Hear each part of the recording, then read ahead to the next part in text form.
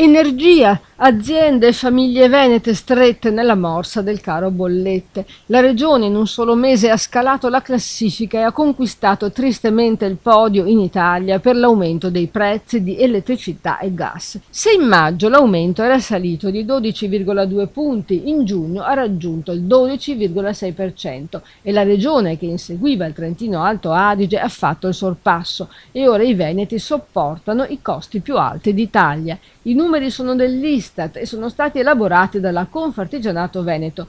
Per una regione manifatturiera come la nostra, ha detto Roberto Boschetto, presidente di Confartigianato Imprese Veneto, ogni decimale in più sul costo dell'energia significa minore competitività, margini che si assottigliano e investimenti che rischiano di essere rinviati.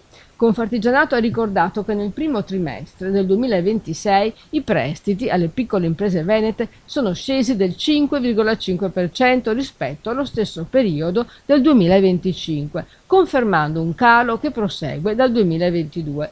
Se si allarga lo sguardo agli ultimi anni, il dato assume dimensioni ancora più rilevanti. Dal 2019 lo stock medio annuo dei prestiti alle piccole imprese è diminuito del 25,9%, una contrazione pari a 3,6 volte quella registrata dal totale delle imprese.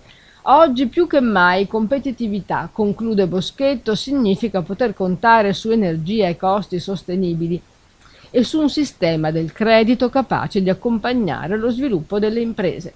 Assume particolare valore la decisione dell'assessore regionale allo sviluppo economico Massimo Bitonci di rafforzare con ulteriori 10 milioni di euro il fondo di garanzia destinato alle piccole e medie imprese.